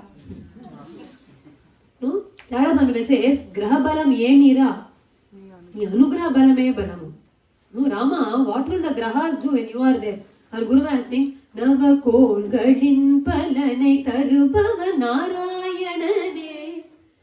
The Navagrahas are operated by only Narayana. They are completely under the control of Bhagavan, is it not? What can they do to me? But people have that fear. Someone came and asked our Guru Maharaj once. He said, Guru Maharaj, we went to see this Jatakam, astrology, numerology and all. So someone told us that if I change my name, I'll have a better life. Should I change or not? Our Guru Maharaj said, I don't know if changing your name will make your life better or not. I know chanting Bhagavan's name will make your life better. You do that. Is it not? Whether we don't know the numerology will work or not, but Namalogy will work. You chant Bhagavan Nama, it will certainly work. It will make our life better. But unfortunately, many times, more often than not, we believe more in those things than even Bhagavan. Right? So, but Thyagaraja Swami said, what is there? When Rama Anugraham is there, no Graham can do anything. So, every day, every night, every afternoon, the whole of his life is spent only in doing Rama Dhyana. That's how he was. Because he says, only Bhagavan is my relative. He is the Atma Bandhu. Na? Everybody else is only Sharira Bandhu. And he will take care of me. How much he cares for me, nobody else can care. No one can care as much as Bhagavan will care for us. Is it not? So he says, these things are not much about it. And he spent his day singing Rama. So many kirtans. He says to Bhagavan, he looks at him some days, he says, Rama, are you angry? Why are you not talking with me? Adamodi galade Ramaya Matalada will you not talk with me? Modi na romba altikirana. You are fussing so much. You won't talk with me. Why? Then he says, Appa, will you talk with me? The great Hanumanji, whose buddhir balam yashodhairyam nirbhayatvam arogatam achadyam agpatutvam cha Hanumatta smaranadhave. That's the greatness of Hanumanji. When he came and spoke with you, you didn't speak with even him. You told Lakshmana, you talk. You know, when that is the case, I am Thyagaraja, I am nothing. Why will you talk with me? He says, and if someone is, if people talk ill of him, he goes to Rama and he says, Tarumaru palikina Rama. They are talking like this about me, Rama, you are listening only, no? He doesn't go and fight with them. He talks only to him. And then he says, why are you not, very pleased with me? Why are you not pleased with me? And then he says, what will you do? It's all because of me. Me valla guna dosha me Shri Rama me valla guna dosha me. What is your guna dosha, Rama? It's all on me. Navallane kani, navallane kani, nadina dadanayana, me valla guna dosham me. It's all me. I only done everything, not yours. Nothing is your fault. In which Janma, I don't know what I did. But in this Janma, I want to love you. I want you to love me. But I have done so much in my past and it's being an obstacle. I don't realize that. And I don't want to correct that. I'm blaming you for everything. I'm saying, you're not giving me bhakti. You don't love me. I forget what I have done in my past. So he says, it is not your fault, Rama. I know it is my fault. But you please, somehow correct it and take me. Prayers, everything. He had many Bhagavatas who were with him, who learned so many kirtanas. He had many disciples, many sishyas, great bhavuka bhaktas he had as his disciples. And he was leading his life like this. But all these years, he was holding on to the Ramanama. Every day he would chant Ramanama. And the beauty is, he never counted. His father said, 100 crore. So we should start counting, is it not? Never. From that age he had been chanting, he never counted because he knew that Bhagavan was keeping count. Every Nama was counted by Bhagavan. We don't have to count it. Yeah, our Guru Maharaj would say very beautifully in Tamil. He would say, Namata enni sollada, Namata enni sollu. Enni has two meanings in Tamil. One is counting. Don't count the Nama, think about it. Enni na, keep it in your mind and chant. Like we say generally, a rough translation would be, don't count the Nama, chant Nama so it counts. The quantity of Nama does not matter. The quality is what matters. You could just chant one Nama, but if you chant it with such fervor, with such love and with such yearning to see Bhagavan, he would come in front of us. Otherwise, you can chant 100 crore, 200 crore, 300 crore, Bhagavan won't come. It's not a mere word. No? It has to be like a prayer like that. So, our Thyagaraja Swami never counted the Nama. He knew Bhagavan would keep the count. But few days, sometimes, when he's resting alone, he would think, Rama, when will I have your darshan? And very rarely he would think, I've been chanting for so long, Rama. Appa said you would come and give me darshan. How come you're not here yet?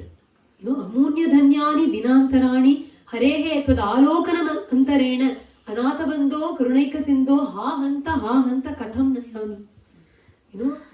Every day, every night is going without your darshan is going waste. No? So when will I get your darshan?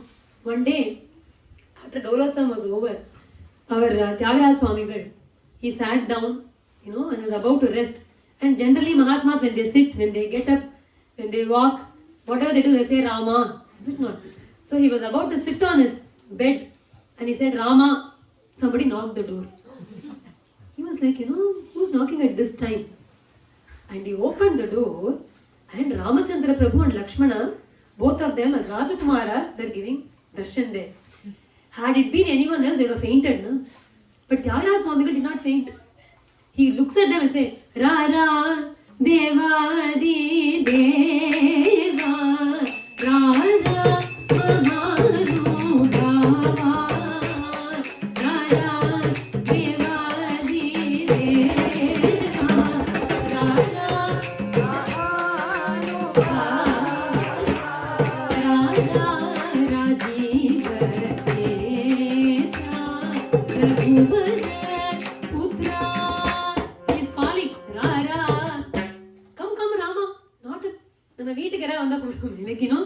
suddenly a guest comes, and that even if a guest comes unexpectedly, you'll be shocked. He's inviting Rama to his house as if he was waiting for it. He's not shocked because he had full confidence that Bhagavan would come. It was only a matter of time. So he didn't fall down. He invited him. He said, Rara. And he describes how Bhagavan was. It was the Ramachandra Prabhu and Lakshmana who went behind Vishwamitra as Rajakumaras. Bala Kanakamaya Chela Sujana Paripala Shri Ramalo Vidaka Saradala Shubhana Karunal Vala Vananila Navya Vanamalika Varanaye Rani Jayadeva. Bala Kanakamaya. Our Guru Maharaj will always enjoy the prasam in this. Bala Kanakamaya Chela Sujana Paripala Shri Rama Lola Vidita Sharajala Shubhada Karunala Vala Ghana Neela Navya Varamalika Varana. இதெல்லாம் யோசிச்சு எழுத முடியாது. You can't think about this and work out the rhymes and write. This is called divine outpouring. Is it not? When you look at Bhagavan like that, he says Bala. He's come as that 12-year-old child. Bala Kanakamaya Chela Sujana Paripala Vidita Sharajala. He's describing Bhagavan and he says Devadi Deva Rara Rajiva Netra. The moment he calls him, you can see that he's inviting a Rajakumara to his home. He had this wonderful darshan of our Sri Ramachandra Prabhu. And one day, like after he had this darshan, he had been singing so many songs now, and now he had many disciples also. So his kirtans became very famous everywhere. To the extent that his own Guru Sonti Venkatramaya sang one of Thyagaraja Swami's kirtans in Saravoji Maharaja's Darbar, being the Asthana Vidwan there. Saravoji Maharaja was very impressed with the kirtan. He said, this is a very new kirtan, very beautiful one. Whose composition is that? And he said, do you remember that Rama Brahma to whom we gave that house? He said, yes. His son Tyagam Brahma is a greater devotee than even Rama Brahma. It is his composition. He said, such a great devotee, he has to bless our darbar. Please invite him. He said, I already told you, he is the son of Rama Brahma. In spite of it, if you want to invite him, you give a try. I don't want to put you down. And Saravaji Maharaja sent all the ministers. He knew the value of Tyaga Brahma. And the people who he sent, they also understood the greatness of Tyaga Brahma. Such were the people who went. They went with all the treasures to invite, with all the sammanam and all the paraphernalia of a king, to invite that Mahatma to the darbar. They all went. That was a Punarvasu day. And every Punarvasu, our Tyagaraja Swami would do special Tirumanjanam for Ramachandra Prabhu, and he would have finished the Pattabhishekam that day, and it would be a great Utsavam every day. See, for Bhagavatas, every day is a Utsavam. Nityotsave Bhavetesha Nityashri Nityamangal. That's how it is. Some people, they will do bhajan only when they are invited somewhere. Is it not? Some people will do Saptaha, Bhagavata, they will come and read Bhagavatam when you invite them. And then you give them some money for what they do, Sambhavana for their prayer. Parayana, you do that. But you know how Bhagavatas will be? They will always be reading Bhagavatam. If you invite them to your house, they'll come there and read Bhagavatam. Only the place is different. But every day they'll be reading Bhagavatam. Every day they'll be doing bhajan. That's how they will be. So every day is Radha Kalyanam. They'll keep doing Ashtapati every day. They'll finish Ashtapati, they'll be Radha Kalyanam. Casually. No pomp and show. Saptaham every day, every week. You start a Saptaham on Sunday, finish on Saturday. Again do start one on Sunday. Just keep going on. Because that's what their life is about. See, every day morning you wake up. And then you know that you have to be in the office from 9 o'clock to 4. It's a routine for you, Doesn't change. For Bhagavatas, this is the routine. This is what they do. They get up, they read Bhagavatam, they listen to Katha, they, read some books on Bhagavan, they do Nama Japa. That's what they do. That is their routine. If you invite them to your house, they'll come there and do that for you. That's all. No other change. So our Tyagaraja Swami used to do this Ramayana, Parayana, Pattabhishekam regularly. He was doing Tirumanjanam, he was getting ready for Tirumanjanam.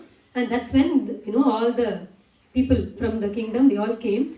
They saw that puja was on. So they all sat with all their, treasures, gold coins and all the vastras. They had everything ready. They closed it, they kept it. They sat very silently, very respectfully. And Tyagaraja Swami was doing this puja, Tirumanjanam. It was over. he did alankara, and then when he was doing the puja, he looked, he saw Japyesha, though he had separated the house now, he had a kutti hole in the wall just to see what Tyagu was doing, to keep a check on him. The moment he realized that the king's people had come here to invite Tyagaraja Swami, immediately he came to his house and he was telling them, no, I am his brother. Hoping that king would somehow invite him also. He was sitting there and our Tyagaraja Swami he saw everything, he understood that they have come here from the king, they are going to invite him there. He didn't know, he had not engaged in the conversation with them yet. He was still in the puja. He didn't get up. Generally when people come, some people get up, no, they'll stop this and they'll give importance there. He couldn't do that. He was sitting with Bhagavan. And while he was doing the puja, after the puja, you do the kirtan as usual. That day he was looking at Bhagavan. And he was not talking to Bhagavan. He was looking at Bhagavan and he saw how beautiful he was. Sitting there, adorned with that Kodanda Mandita Karam, Kamalaya Taksham, Sita Samashita Bhujam, Jagadam Sharanyam, Hajanu Bahu, Avarachita Pada Padmam. He saw that Bhagavan standing there like that and he said, Fulo Adagarka, he's so beautiful. He talks to his mind. He's asking his own mind, Niti Chala Sukhama Ramuni Sal Nidhi Seva Sukhama Nijamuna Balko Manasa. Looking at his mind, inside, you tell me truthfully, where is real joy? Where is real peace? Where is real happiness? Nidhi Chala Sukhama. If you get lot of treasures, do you think you'll be happy? Or Ramuni Sannidhi Seva Sukhama. Or sitting here and offering Rama just one Tulsi Dalam. Is that giving true happiness? Which will give you real happiness? In that he says, Mamata Bandhana Yuta Narastuti Sukhama. Sumati Thyagaraja Kirtani Sukhama. He says, today the king's men are here. The king is inviting me. If I go to his place, he will say, sing a few kirtans. I will sing on you, Rama. But tomorrow, when I go to his place again, he will say, sing 2 songs on me. Yeah, he's a king. He'll say, sing about me. He says, Mamata Bandhana Yuta Narastuti Sukhama. Will you find, oh mind, will you find any joy in extolling a king who's only a Nara, who's a human? Or do you have the Buddhi, Sumati, to do the bhajan of this Tyagaraja? Ramachandra Prabhu is also Tyagaraja. Is it not? He did such a great sacrifice. So he says, which is more, the moment he did the song, all the king's men, they did namaskara, they left. They understood. But Japyesha was so angry. He thought, what kind of a fool would do this? Re Murkha Tyagaraja Daridrosi Sudurmate. He says, you're such a Daridra. You don't have any brain whatsoever. Do you know who came? How can you send them off like that? If you didn't want to go, at least you introduce me to them. No? I would have gone with them. You didn't even do that. He was extremely angry. Tyagaraja Swami did not reply at all. He just came back. He did puja. Nothing changed. He was not feeling like, but kingsmen, see, pride can come in many forms. Some people will say, I don't accept anything. Vairagyate or pride. That's not vairagyam at all. No? So he was not like, kingsmen came. I did not go with them. He didn't value it like that. That's the beauty. He did not value that as something that he had to give up. It was of no value to him at all. So that day, he was very happy that he didn't go there. He was with Bhagavan. He was doing his Dolotsav that night. And happily, he's calling Bhagavan. Like we do in Dolotsav, you invite Bhagavan to sleep. So Bhagavan doesn't come that easily. Huh? He loves playing around. He loves to be with his bhaktas. You have to keep inviting him. So he calls, Chari Gagarara, He Ramachandrara. Rama, come. Carefully, watch your step. Come. He's inviting him like that. And then he offers him the seat. He says, you have to get ready for bed. And we give Kshiram during, this is where the beauty is. He says, Arakim Pal. He says, I kept the milk ready, the right temperature for you, Rama, you please accept it. And he describes how Bhagavan is. In this, when he's giving the milk to Bhagavan, Bhagavan is sitting on a simhasana, on a golden simhasana. and there are many steps leading to the Simhasana, right?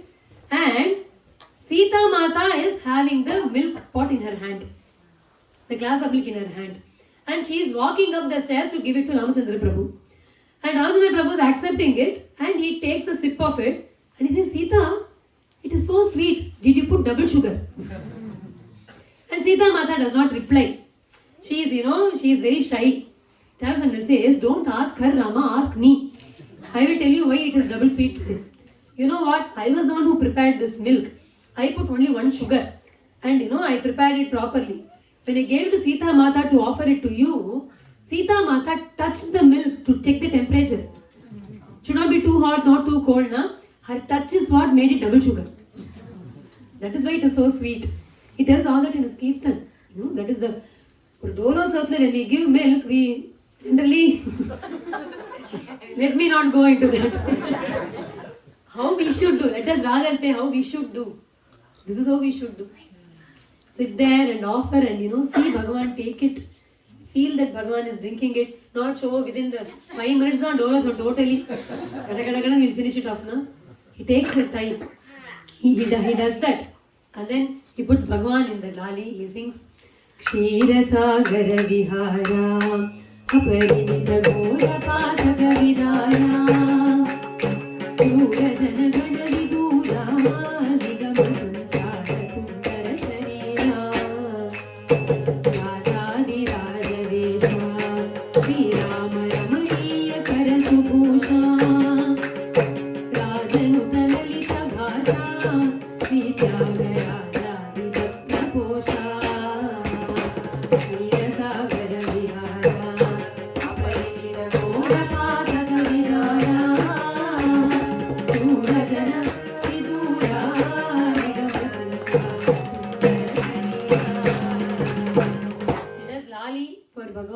and Sita Devi. He has done Dolotsava.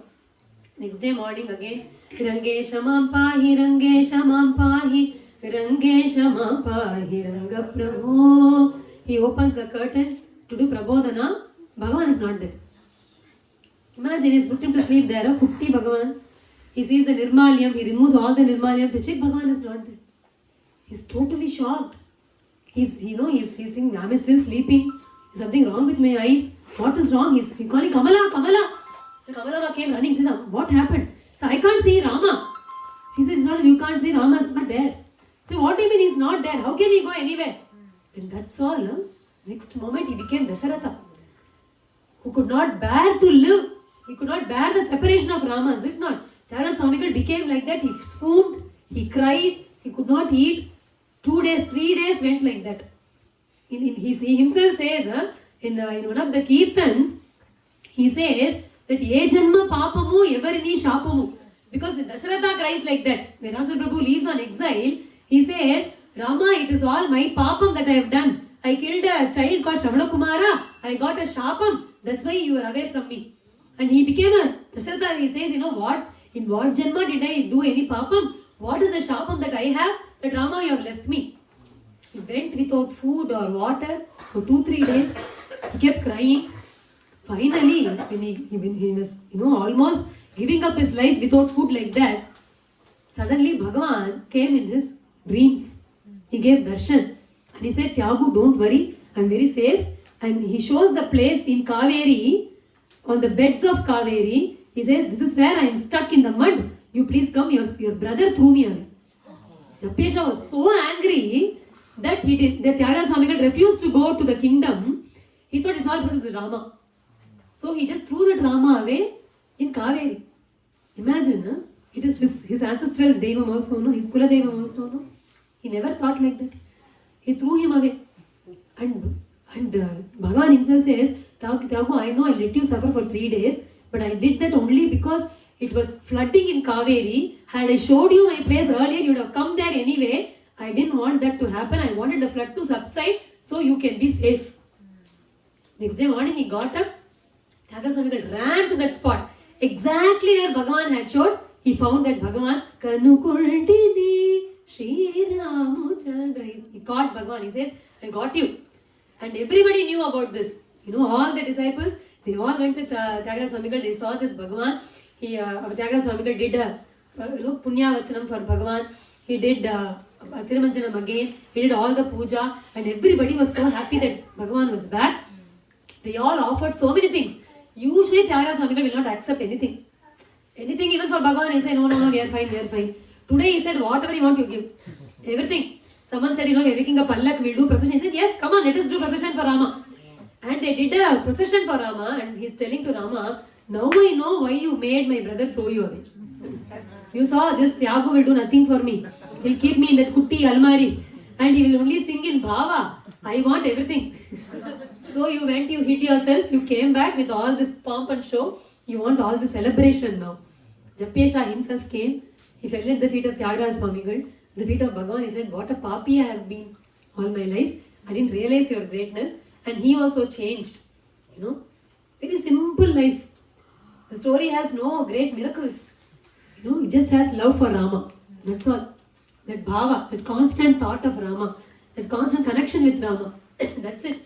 He had a daughter, but he never worried even about the child's marriage. He thought Ramachandra Prabhu will do it. And exactly as he expected, some great soul, somebody from a noble family, they themselves came, they offered their son to his daughter. He said, you please accept our son as your bridegroom. That was also, this was also Bhagavad Sankalpa, and he got the child married. Everything with only Unchavriti. Nothing, just Unchavriti, Rama Nama. That's all.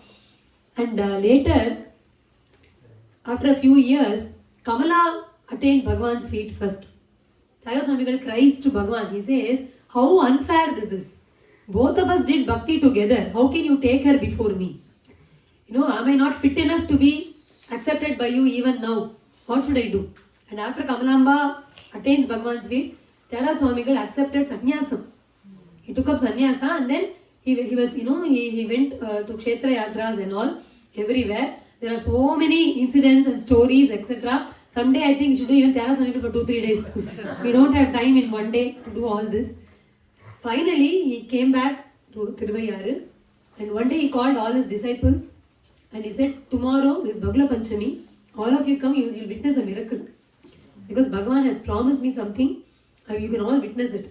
And they all came, and when Thyagaraja Swami took up sannyasa later, at that time it is said that he spent all his sannyasa days chanting Ramanama and reading Bhagavata Mahapurana. He was not even reading, he was reading because that is only Paramahamsa Grantha. Whenever we read Bhagavatam, we say, Srimad Bhagavate, Paramahamsyam Samhitayam. That's how we read, na? So it's a Paramahamsa Samhita. So he used to read only Bhagavatam, it seems. And finally, he never sang those days when he was in sannyasam. But the last day, on the Bhagala Panchami, he called all his devotees there, and he sat there and he took up his tambura after a long time. He didn't even have to tune it seems. It remained in the tune, absolutely in Shruti, and he just played the tambura and he sang one last song, Giri Pai Nelakunna Rama. In that Kirtan he says, he remembers Bhagavan who sits on the Giri of Suvela Parvata. Because it is said in Skanda Puranam that whoever thinks of that Rama and Suvela, in Ramayana, Bhagavan is on top of Suvela Parvata in Lanka, on the other shore, where he does the mantra alochana with Sugriva and all. So it is said in Skanda Puranam that if you think of that Rama at the last moment of your life, you will go to Vaikuntha. So he sings about that Rama, and when finally he gives the mudra of Tyagaraja Swami, Tyagaraja, instantly the tambura falls and a light emerges from our Tyagaraja Swamigal, and when he called all his disciples, there was one great disciple called Vekatrama Bhagavatar. He could not come on time. So while he was walking, he saw Jyoti, and he understood the Tyagaraja Swamigal. He attained Rama Charanam like that, effortlessly, like a yogi. He didn't practice yoga. You can see in one of the Kirtans, he says, he was walking in Thirumanjana Veedi, going towards Kaveri one day, early in the morning for having his bath. And while he was walking like that, he sees in one place, someone is teaching, this is Kutti Veda Padashala in Thinnai Padashala, on the veranda of a house. And the child is trying to get Vedas by heart. And those were the days when it was very difficult to do, na? What they will do? These kids will have a Kutti Kudumi, they'll have a nail on the wall. They'll tie this kudumi to the nail. Because early in the morning they have to be studying, and they'll be falling. Whenever they fall, it will pull. The kudumi will be pulled by the nail. And then there's a Kutti Payan who was trying to get this Vedas by heart, and he was falling, and every time Thyagaraja Swami looked at him and said, "Acho pav," you know. And further down, he was practicing some yoga. And that day, when he was back in his puja, he says, "Chakkaniraja Margamuludaga." Rama, when this Raja Margam called your Nama Sankirtana, why are people struggling? Why are they struggling like this? So he did nothing but do Nama Sankirtana. He says to Bhagavan, he says, make me a soldier in your army, Rama. Banturiti kolu viyavaiya Rama. Banturiti kolu viyavaiya Rama. Banturiti kolu viyavaiya Rama. Banturiti kolu viyavaiya Rama. And then he says, make me a soldier, right? How? Tunta vedivani modalena mala. Tunta vedivani modalena mala. Tunta vedivani modalena mala. Dule koti nila kula jeyunija. Tunta vedivani modalena mala. Dule koti nila kula jeyunija.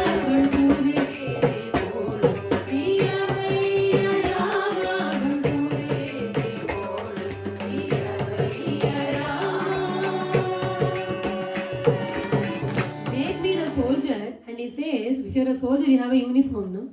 You should have a badge, you should have a name. He says, he gives all the he says, Romanchamana Ganakanchukam Ramavachubhani Uttabillayu Ramanamagani Varakantamivi Varakantamivi Rajaluvaiga Rajarajuvike Viyavaiya Rama Vandurike Viyavaiya Rama. As a soldier, I should have an armor, no? He said, Romanchamanu Varakanchukam. When I chant your Nama, I have horripilation, na? That is my armor. Rama Bhaktudu Mudra Billayu. I need a badge called I am Ramadasa. I am Rama Bhakta. That is my Mudra Billa. And I need a Khadga, I need a sword to fight the enemies. Who are your enemies? He says, my enemies are Mudalaina Madadula, Matsarya. These are my enemies.